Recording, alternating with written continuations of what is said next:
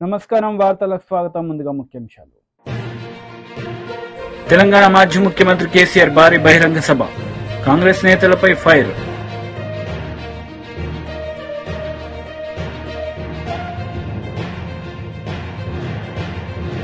TDP polit bureau సభ్యుడు Varla Ramaiah media సమావేశం, CM Jagan పై fire.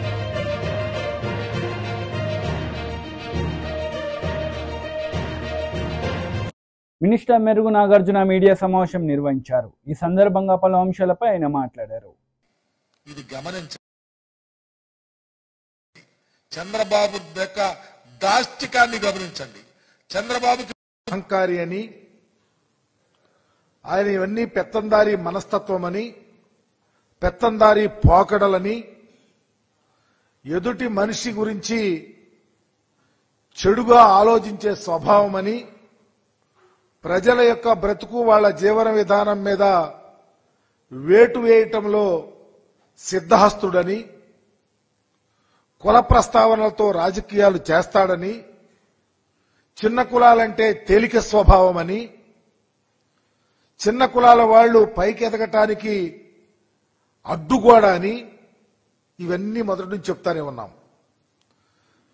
దానిలో అనేకం అతను రాజకీయాల్లో ముఖ్యమంత్రిగా ఉన్నప్పుడే స్వయాన దళితుల్లో, దళిత కులాల్లో ఎవరైనా పుట్టాలనుకుంటారా అన్నాడు. ఆ రోజు నుంచి ఈ రోజు దాకా దాని మీద ఎక్కడా పశ్చాత్తాపం చెందరా. ఆయన మనస్తత్వం అది. బీసీల తోకలు కత్తిరిస్తా అన్నాడు, బీసీలు జడ్జీలుగా పనికిరారన్నాడు, బీసీలు అంతు చూస్తానన్నాడు.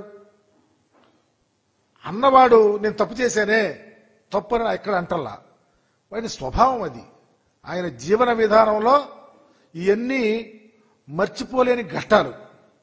ఇంకా ఎంత బరితెగించాడంటే, ఈ మధ్యకాలంలో వేలుముద్రల గాళ్లని, జగన్మోహన్ రెడ్డి గారు ఎవరో పేద వ్యక్తికి డ్రైవింగ్ చేసుకునే ఉద్యోగం ఇస్తే, టికెట్ ఇస్తే దాన్ని పట్టుకొని టిప్పర్ డ్రైవర్లకి టికెట్లు ఇచ్చారని, చివరికి కూలి జనం అంట. ఎంత దారుణం, ఎంత అహంభావం. జగన్మోహన్ రెడ్డి గారి సభలకు వచ్చేది కూలి జనం, నీ సభలకు వచ్చేది డబ్బులున్న జనమా? అంటే ఈ కూలి జనంగానే బ్రతకాలా? కూలి జనం అంటే నీకు తేలిక స్వభావమా? రేపు ఓట్లు మాత్రం వీళ్ళెయ్యాలా? ఈ ఎస్సీలు, ఎస్టీలు, బీసీలు, మైనారిటీలు, ఉన్నత కులాల్లో పేదవాళ్ళు కూలి జనం అంటే, పేదరికంలో ఉన్న ప్రతి వారిని నువ్వు తేలిక చేసి మాట్లాడి రాజకీయాలు చేయాలని నిర్ణయించుకున్నావు చంద్రబాబు. తప్పకుండా ప్రాయశ్చిత్తం అనుభవిస్తావు. ఒక ప్రక్క జగన్మోహన్ రెడ్డి గారు పేదల పక్షపాతిగా నా ఎస్సీ, నా ఎస్టీ, నా బీసీ, నా మైనారిటీ అంటే వాళ్ళ స్థితి పెరగటానికి, ఈ యొక్క ఎస్సీల యొక్క స్థితి పెరగాలని, బీసీల యొక్క స్థితి పెరగాలని, వాళ్ళ కుటుంబాలు బాగుండాలని, వాళ్ళ జీవన విధానం బాగుండాలని, వాళ్ళ పిల్లలు మంచిగా చదువుకోవాలని, వాళ్ళు భారతదేశ వ్యవస్థలోనే ఈ ఎస్సీ, ఎస్టీ, బీసీ, మైనారిటీల యొక్క అప్లిప్మెంట్ జరగాలని ఒక గొప్ప ఆలోచనతో జగన్మోహన్ రెడ్డి గారు పనిచేస్తా ఉంటే నీ విధంగా మాట్లాడి ఎన్నికలు వచ్చినప్పుడు నువ్వు ఇష్టం వచ్చినట్టు యాక్షన్ చేస్తావు. అధికారం వచ్చినప్పుడు నీ యొక్క మొత్తం నీ మనసులో ఉన్నాయి బయటికి తీసి మమ్మల్ని తొక్కే కార్యక్రమం తప్ప వేరే విషయం లేదు. నేను అడుగుతా ఉన్నా చంద్రబాబుని, నువ్వు ఎందుకు ఇంత బరి తెగించి మాట్లాడుతా ఉన్నావు? రాజకీయాల్లో నువ్వు ఉండేవాడివి, ఈరోజు పల్లెల్లోకి వచ్చి ఓటు ఎలా అడుగుతావని అడుగుతా ఉన్నా. ఏ ముఖం పెట్టుకుని ఎస్సీ కాలనీకి వెళ్తావు? ఏ ముఖం పెట్టుకుని బీసీ కాలనీకి వెళ్తావు? ఏ ముఖం పెట్టుకుని ఈ రాష్ట్రంలో ఉన్నటువంటి డ్రైవర్ వృత్తి చేసుకునే వాళ్ళని అడుగుతావు? లేకపోతే బీసీలను అడుగుతావు? లేకపోతే కూలీలను అడుగుతావు? నేను ప్రాధేయపడి అడుగుతా ఉన్నా, ఈ రాష్ట్రంలో ఉన్నటువంటి పేద ఎస్సీలు, పేదలు, ఎస్సీలు, ఎస్టీలు, బీసీలు, మైనారిటీలు, ఈ శ్రామికులు, డ్రైవర్లు, అలాగే ఈరోజు కూలీలు, ఇది గమనించండి. చంద్రబాబు యొక్క దాష్టికాన్ని గమనించండి. చంద్రబాబుకి బుద్ధి చెప్పే రోజులు దగ్గరకు వచ్చినాయి. మీరు తప్పకుండా చంద్రబాబు మాట్లాడిన ప్రతి మాట రేపు ఎన్నికల్లో తోటాల్లాగా Chandrababu దిగాల.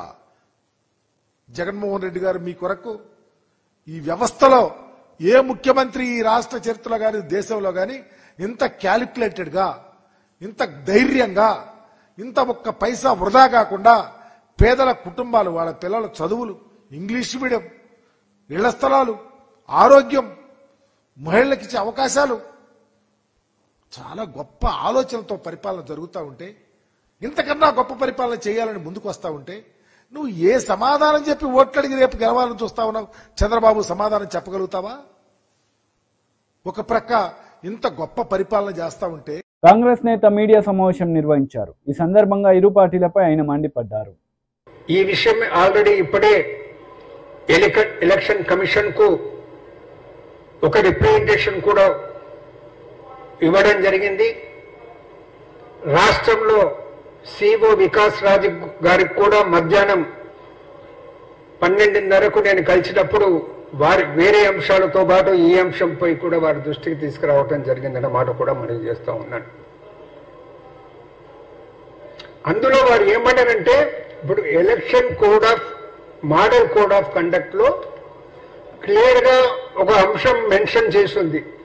No party or candidate shall include in any activity which may aggravate existing differences or create mutual hatred or cause tension between different castes and communities, religious or linguistic. అనే స్పష్టంగా మోడల్ కోడ్ ఆఫ్ కండక్ట్ లో, general conduct లో first point ఈ point ఉందన్నమాట కూడా మీకు మనం చేస్తూ ఉన్నారు. నరేంద్ర మోడీ గారు రామ మందిరం గురించి ప్రశ్నించినప్పుడు ఆయన ఏం చెప్పడం జరిగిందంటే,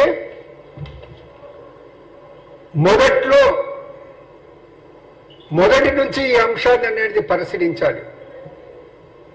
కొన్ని వందల సంవత్సరాల నుంచి ఈ అంశం ఉంది. పరోక్షంగా కాంగ్రెస్ ప్రస్తావిస్తూ వీరు ఈ అంశాన్ని అనేది రిజాల్వ్ చేయదలుచుకోలేదు, పరిష్కరించదలుచుకోలేదు.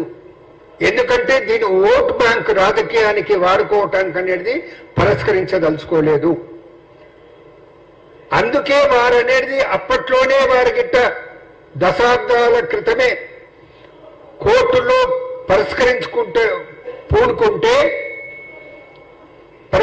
పూనుకుంటే అప్పుడే రిజల్వ్ అయిపోయే మాట ఆయన చెప్పడం జరిగింది. అంతేకాదు ఇంకో విషయం చెప్పిండు. ఇప్పుడు అనేది కోర్టులో అనేది జడ్జిమెంట్ ఇచ్చే తరుణంలో జడ్జిమెంట్ రాకుండా చేసే ప్రయత్నం చేశారనే అలిగేషన్ ఆయన కాంగ్రెస్ మీద చేయటం జరిగింది. అది పూర్తిగా వాస్తవ విరుద్ధం అన్నమాట మనం చేస్తా ఉన్నాం.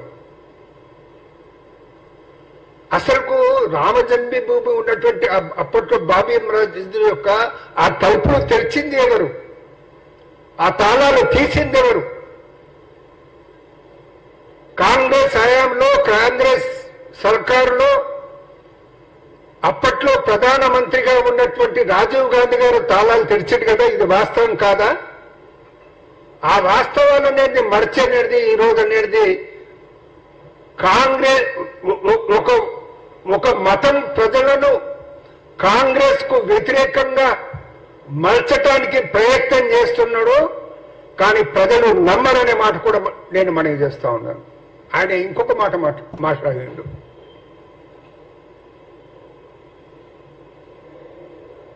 కాంగ్రెస్ వాళ్ళు చేసిన తప్పులను అన్నిటినీ మరిచి రామ్ మందిరాన్ని గురించి కష్టపడ్డోళ్ళు, కృషి చేసిన వాళ్ళు, కాంగ్రెస్ వాళ్ళు చేసినటువంటి తప్పులను మరిచి వారి ఇంటికి వెళ్ళేసి ఇన్విటేషన్ ఇస్తే తిరస్కరించారన్న మాట ఆయన మాట్లాడటం జరిగింది. అది శుద్ధ అబద్ధం, అది తప్పు అనే మాట నేను మనవి చేస్తా ఉన్నాను.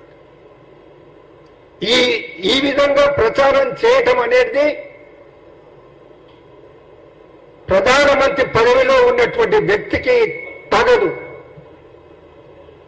అందుకే ఎలక్షన్ కమిషన్ తోటి తెలంగాణ ప్రదేశ్ కాంగ్రెస్ కమిటీ తరఫు నుంచి మేము రిక్వెస్ట్ చేస్తా ఉన్నాము.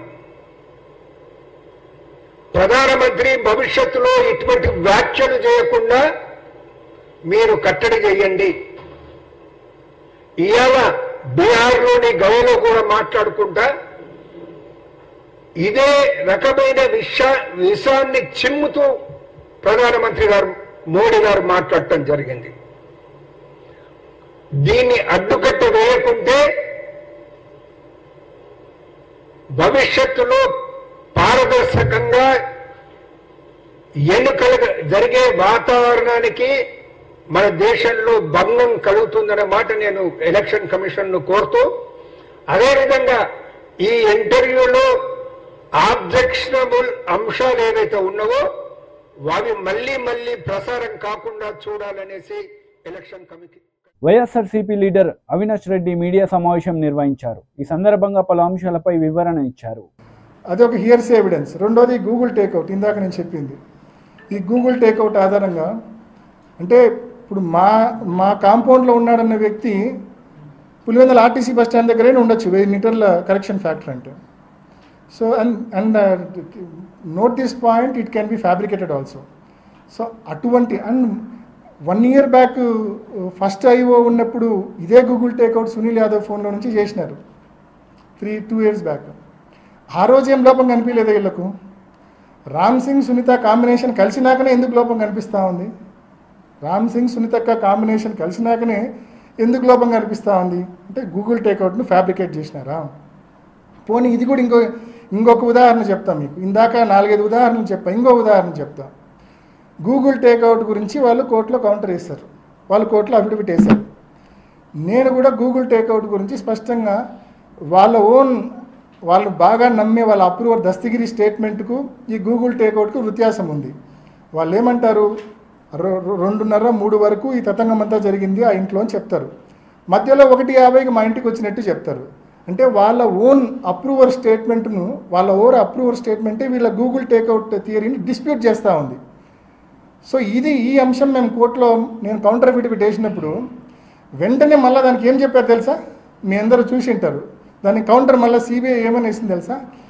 లేదు మాది పొరపాటు, మేము కోర్టుకు సమర్పించింది. ఎందుకంటే వాళ్ళు పొరపాటును ఒప్పుకోలేదు అనుకోండి, వాళ్ళ అప్రూవర్ థియరీ దస్తగిరి చెప్పిందంతా అబద్ధమని ఒప్పుకోవాల్సి వస్తుంది పొరపాటును ఒప్పుకోకుంటే. దాన్ని వాళ్ళు ఎలా కవరప్ చేసుకున్నారంటే కోర్టులో కౌంటర్ ఏమని వేశారంటే, లేదు మేము ఏదైతే సమయం మెన్షన్ చేసినామో కోర్టుకు వేసిన అఫిడవిట్లో అది Greenwich mean time, GMT Greenwich mean time, దానికి ఇండియన్ స్టాండర్డ్ టైం IST గన చూపాలంటే కన్నా ఒక 5:30 గంట యాడ్ చేయాలని చెప్పి వాళ్ళే కౌంటర్ వేసినారు కోర్టుకు. సిబిఐ కౌంటర్ వేసింది. అంటే వాళ్ళ అలిగేషన్స్ను వాళ్ళే తప్పు పట్టుకున్నారు. అంటే దానికి అది GMTకి ISTకి మధ్య 5:30 గంట వ్యత్యాసం ఉంది. సో ఆ 5:30 గంట వ్యత్యాసం నేపథ్యంలో ఇంకా టైమింగ్సే మారిపోతాయి పూర్తిగా.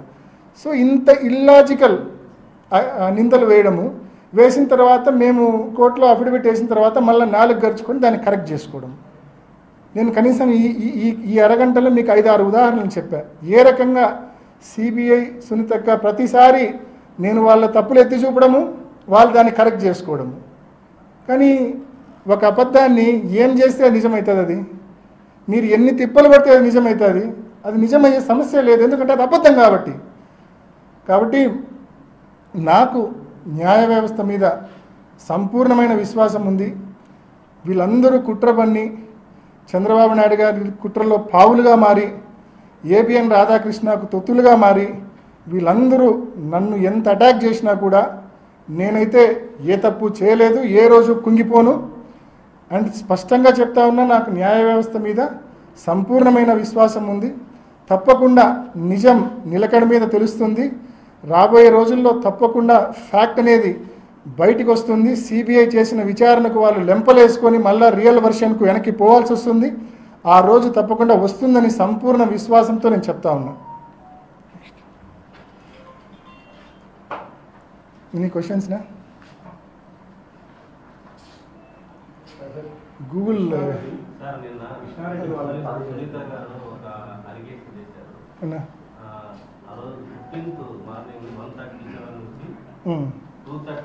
ఇది కదన్నా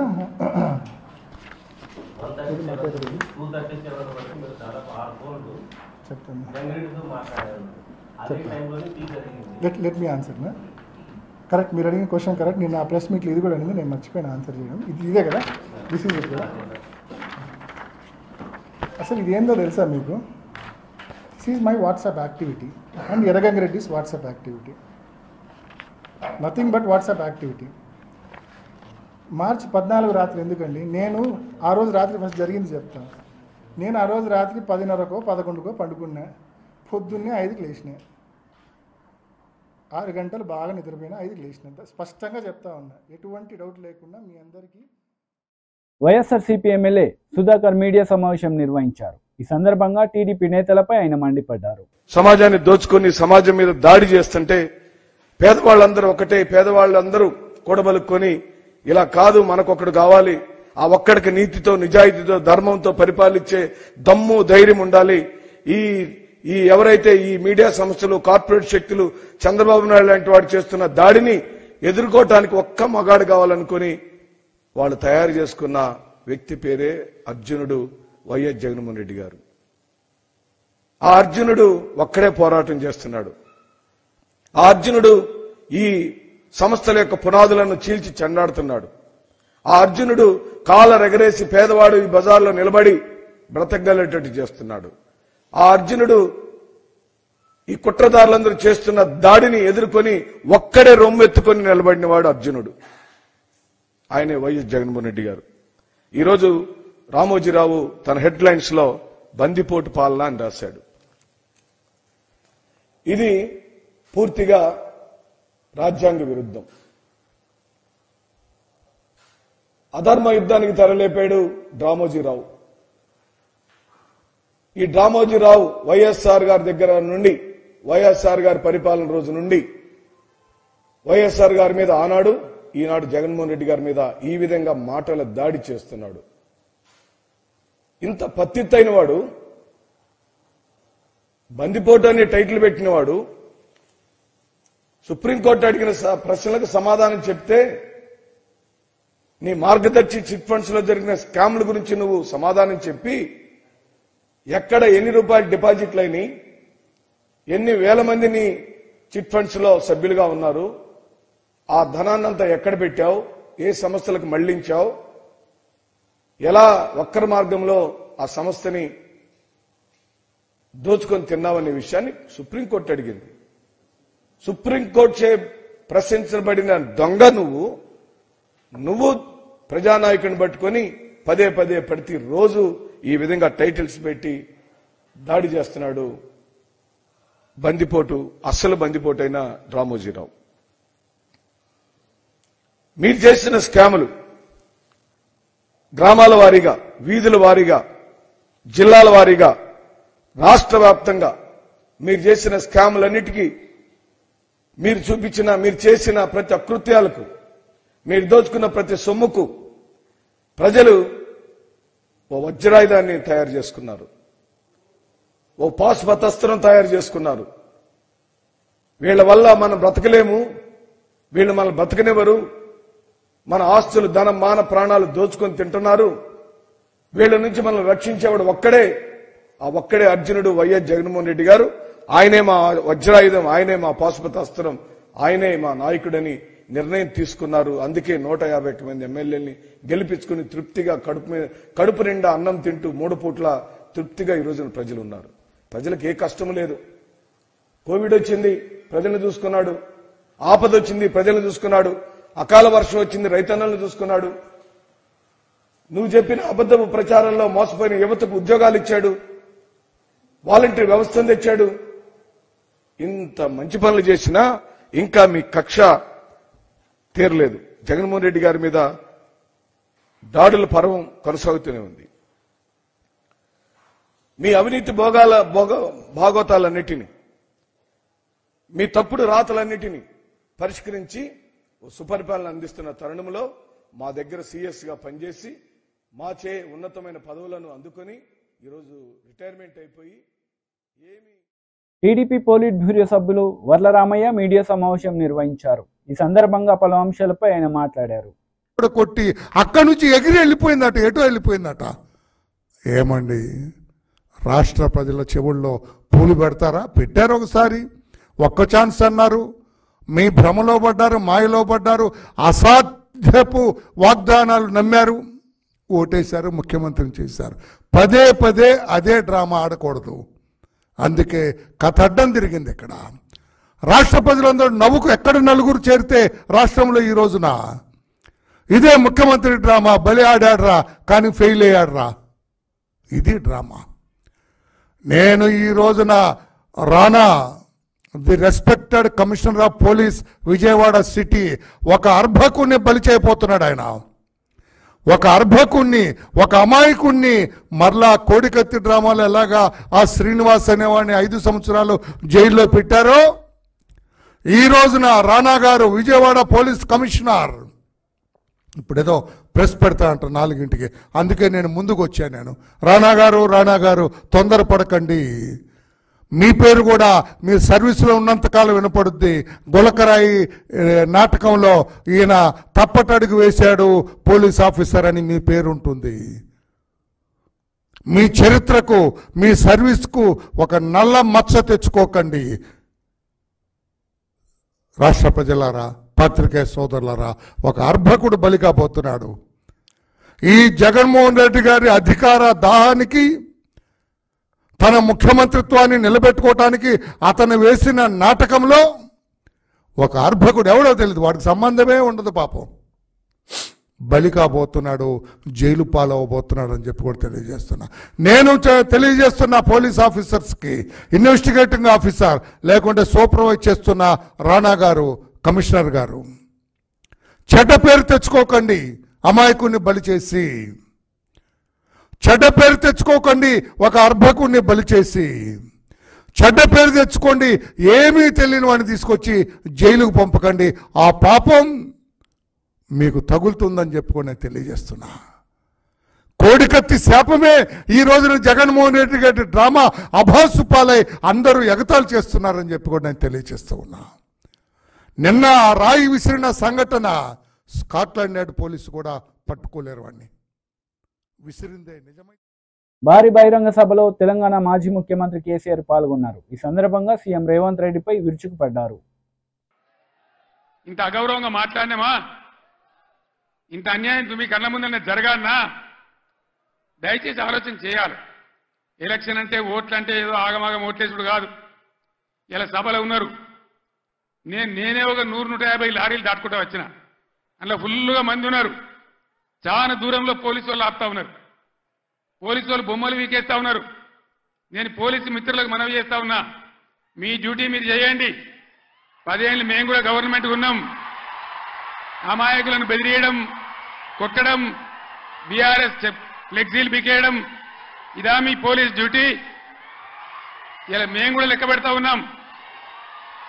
నేను పోలీసు పేరెత్తంగానే ప్రజలు ఎట్లా మాట్లాడుతున్నారో మీరు చూస్తున్నారు, ప్రజల గోల చూస్తున్నారు. ఇప్పటికైనా మీ అరాచకాలు బంద్ చేయండి, జాగ్రత్త. లేకపోతే మళ్ళా గ్యారంటీగా బీఆర్ఎస్ అధికారానికి వస్తుంది. అప్పుడు మీ గతి ఏమైతే ఆలోచన చేసుకోవాలి. 10 ఏళ్ళు మేము ఉన్నామే, 10 ఏళ్ళు నేను ముఖ్యమంత్రిగా ఉన్నానే, ఒక్కరోజన్నా మేము ఈ దౌర్జన్యం చేసినామా? ఎవరినైనా వేధించినామా? మరి ఎందుకు మీడియాలో మితిమీరిన పనులు చేస్తా ఉన్నారు పోలీసులు? దయచేసి మానుకోండి పోలీస్ సోదరులారా, మేమన్నీ రికార్డు చేస్తా ఉన్నాం.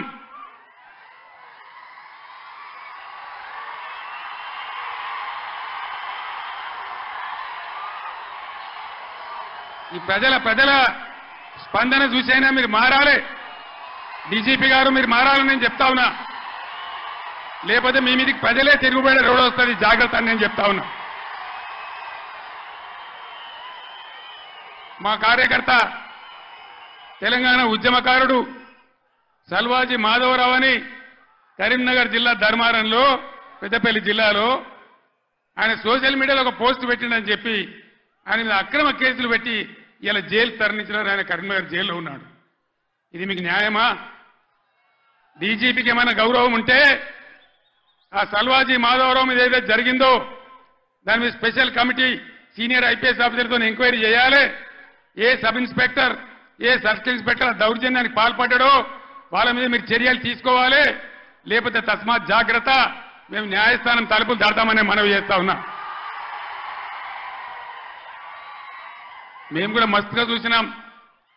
నేను కేంద్ర మంత్రిగా పనిచేసిన, రాష్ట్ర మంత్రిగా పనిచేసిన, ఇదే జిల్లాలో 20 ఏళ్ళు ఎమ్మెల్యేగా ఉన్నా, ముఖ్యమంత్రిగా పనిచేసిన, కానీ దౌర్జన్యాలు ఎన్నడూ మీతో మేము చేయించలే. అనవసరంగా మీరు రాజకీయాలు చేసే వాళ్ళు చేస్తారు, మీకు అవసరం లేదు. ఆయాల ఎక్కడ చూసినా వరి కోతలు ఉండే, ఇవాళ కరెంటు కోతలు, క్రాప్ హాలిడేలు. దయచేసి ప్లీజ్ 10 నిమిషాలు, నేను ఎక్కువ మాట్లాడను, 15 నిమిషాలు నినాదాలు తర్వాత చెప్తాను తమ్ముడు. ఇదేంద్రా అంటే ఆ రోజు ఇవాళ ముఖ్యమంత్రి చెప్పిండు 2 లక్షల రుణమాఫీ డిసెంబర్ 9 తారీఖు. ఏడవాయ డిసెంబర్ 9 తారీఖు ఎవడో కూడా అన్నాడట, కూర్చుంటే లేవో శాత కాదు కానీ తాటి చెట్టు అంత ఎగురుతా అన్నాడట. డిసెంబర్ 9 పోయింది, అన్ని పోయినాయి. మళ్ళా ఆగస్టు 15కి చేస్తామంటారు. మొన్న ఇంకో ఎమ్మెల్యే రేవూరి ప్రకాష్ రెడ్డి అని ఏడాది తర్వాత చేస్తామంటారు. అసలు వీళ్ళు చేస్తారా? వీళ్ళని నమ్మచ్చునా? వీళ్ళను వంగదీసి వీళ్ళ మెడలు వంచి 2 లక్షల రుణమాఫీ చేయించే బాధ్యత బీఆర్ఎస్ పార్టీ మేము తీసుకుంటా ఉన్నాం. అందరం కలిసి యుద్ధం చేద్దాం. పార్లమెంట్ ఎన్నికల్లో బీఆర్ఎస్ అభ్యర్థులను గెలిపించండి, బీఆర్ఎస్ కు బలాన్ని ఇవ్వండి. రైతుల పక్షాన బీఆర్ఎస్ పోరాటం చేస్తుందని మనవి చేస్తా ఉన్నా. లేకపోతే ఏమైతుంది? ఒక్క నిమిషం ప్లీజ్. స్లోగన్లు తర్వాత ప్లీజ్. అరే బాబు, స్లోగన్లు తర్వాత ప్లీజ్. ఈ మూలకున్నోళ్ళు బంద్ పెట్టన్నా ప్లీజ్. బంద్ చేయవా?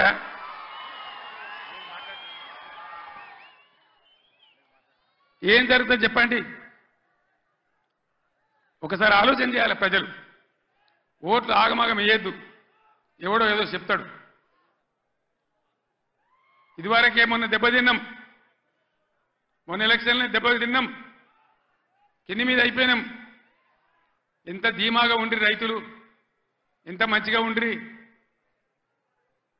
ఎంత బ్రహ్మాండంగా ఉండే, ఎంత మంచిగా రైతు బంధు మీ బ్యాంకులో పడుతుండే, కరెంట్ ఎంత మంచిగా వచ్చేది, చెల్లుకుంటలు ఎట్లా నిండి ఉండే, ఏ విధంగా నీళ్ళు వస్తుండే, మీ డబ్బులు ఎట్లా కొన్నాము. ఇలా తప్పుడు వానలు పడే పరిస్థితులున్నాయి. అక్కడక్కడ తెచ్చిన వాళ్ళకి వడ్లు తడిచిపోతున్నాయి, కాంటాలు పెట్టలేరు, కొనుగోలు జరుగుతలేదు. దాని మీద గవర్నమెంట్కు నియంత్రణ లేదు. అందువల్ల దయచేసి మేము కడుపులో పెట్టుకొని కాపాడిన రైతులు ఇలా ఆగమాగం అవుతా ఉన్నారు. రైతు బంధు రాకపోతే అప్పుల పాలైండు, లక్షల కొద్ది మోటార్లు కాలినాయి, ట్రాన్స్ఫార్మర్లు కాలినాయి. 3 ఎకరాలు వేసిన 1 ఎకరమే పండింది. ఆ ఎకరం పండిన దాన్ని కూడా కొనే దిక్కు లేదు. డబ్బులు ఇస్తారో ఇరో తెలుస్తలేదు, మద్దతు ధర వత్తలేదు, బోనస్ వత్తలేదు.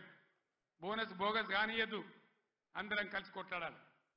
నేను ముఖ్యమంత్రికి వార్తలు ముగించే ముందు ముఖ్యాంశాలు మరోసారి. తెలంగాణ మాజీ ముఖ్యమంత్రి కేసీఆర్ భారీ బహిరంగ సభ, కాంగ్రెస్ నేతలపై ఫైర్.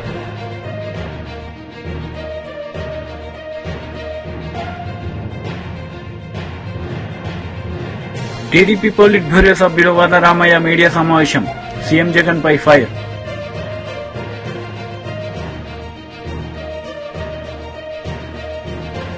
ఈ వార్తలు ఇంతటితో సమాప్తం. తిరిగి ప్రసారమయ్యే వార్తలు మళ్ళీ కలుద్దాం. అంతవరకు సెలవు. నమస్తే.